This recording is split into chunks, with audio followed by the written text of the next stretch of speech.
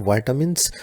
Vitamins जो है ये बेसिकली कम्बिनेशन है वाइटल अमाइंस का। अमाइंस जो है ये एक नाइट्रोजन का ग्रुप है और वाइटल कहते हैं ज़रूरी।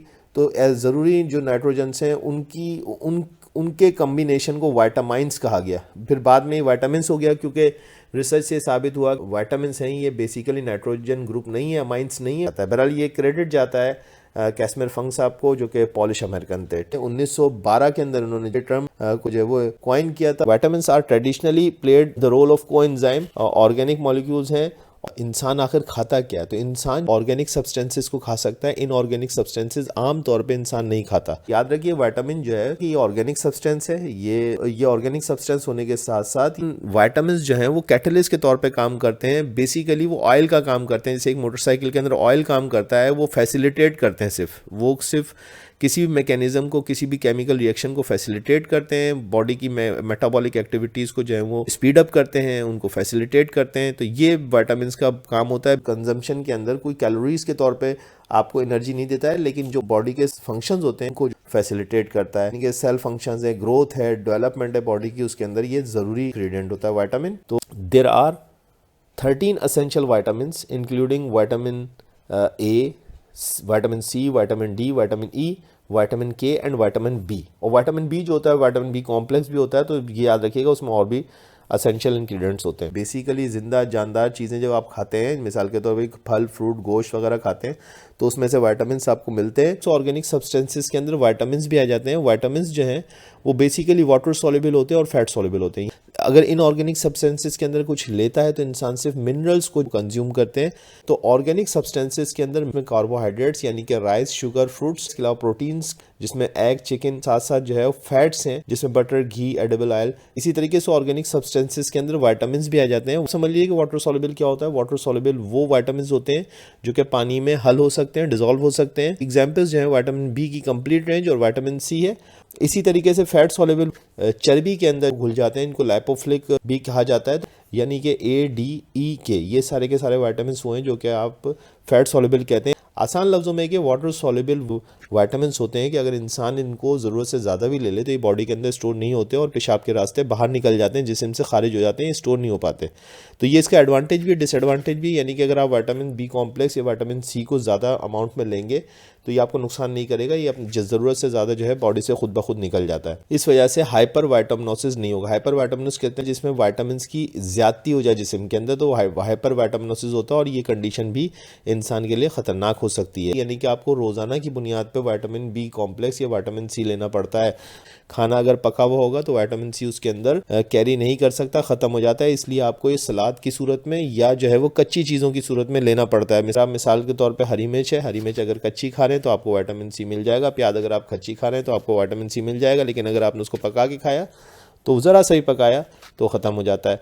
फैट सॉल्युबल विटामिन जो होते हैं चर्बी में स्टोर हो जाते हैं। और चर्बी में स्टोर होने का मकसद क्या है, बॉडी के अंदर स्टोर होने का मकसद क्या है कि ये अगर आप ज़्यादा तादाद में लेंगे तो ये बॉडी के अंदर जमा हो जाते हैं और ये बॉडी से निकलते नहीं हैं, और ऐसी सूरत में हाइपर विटामिनोसिस होने का चांस बन जाता है। और हाइपर विटामिनोसिस जो है ये ख़तरनाक कंडीशन है, और इसलिए इन विटामिन्स को लेते हुए इंसान को थोड़ा सा कैलकुलेटेड अंदाज में ही चलना चाहिए। ठीक है जी।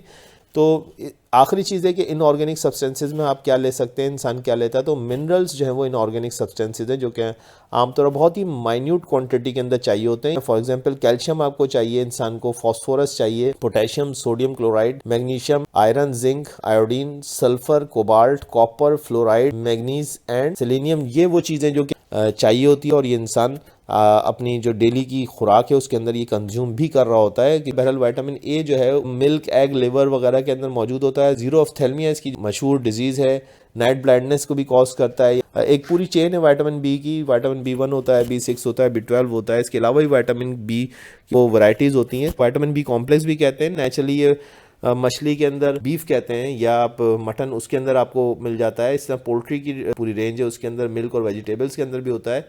इसकी कमी की वजह से पर्नीशियस एनीमिया या इम्यून सिस्टम आपका डिसऑर्डर में चला जाता है। सी विटामिन जो है वो ज़्यादातर सिट्रस फ्रूट्स के अंदर होता है, और स्कर्वी डिजीज़ यानी कि टिश्यू डिजीज़ होती है, और जिस्म के ऊपर जो है वो लाल कलर के निशान पड़ सकते हैं। ये विटामिन सी के डेफिशिएंसी ऐसे होता है। इसी तरीके से विटामिन डी जो है एग के अंदर, ऑयल के अंदर भी विटामिन डी होता है। से रिकेट्स जो है विटामिन डी की कमी की वजह से हो जाती है और ये सॉफ्टनिंग ऑफ बोन होती है। ठीक है जी। तो विटामिन ई जो है वेजिटेबल ऑयल के अंदर, नट्स और ग्रीन लीफ के अंदर मौजूद होता है। अगर इसकी डेफिशिएंसी हो तो मसल्स के अंदर वीकनेस पैदा हो जाती है और डिजनरेशन ऑफ रेटिनिया भी जो है वो इसकी कमी की वजह से जो है वो हो सकता है। विटामिन के जो है वो मछली के अंदर और फिर मटन और बीफ वगैरह गोश्त के अंदर, वेजिटेबल्स के अंदर भी मौजूद होता है। तो विटामिन के की डेफिशिएंसी की वजह से इंसान के जिस्म के अंदर खून जमने की सलाहियत ख़त्म हो जाती है, तो वो क्लॉटिंग फैक्टर कहलाता है।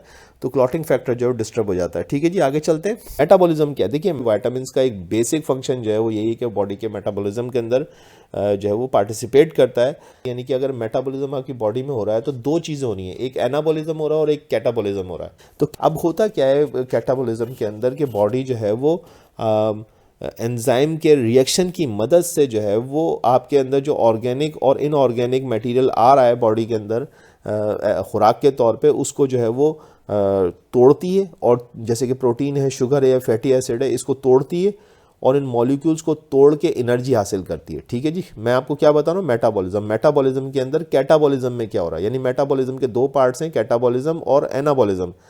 तो कैटाबॉलिज्म में टूट फूट होती है और एनाबॉलिज्म के अंदर जुड़ते हैं मॉलिक्यूल्स। यानी कि कैटाबॉलिज्म में टूट फूट होती है और एनाबॉलिज्म में बॉडी के अंदर कंस्ट्रक्टिव एक्टिविटीज़ होती हैं। तो याद रखिएगा कि जब भी कोई कंस्ट्रक्टिव एक्टिविटीज़ होती हैं तो उसके लिए आपको एनर्जी की ज़रूरत होती है। यानी कि अगर यूँ समझ लें कि मेटाबॉलिज्म में अगर एक मॉलिक्यूल बन रहा है तो एक मॉलिक्यूल बनाने के लिए भी बॉडी को एनर्जी चाहिए।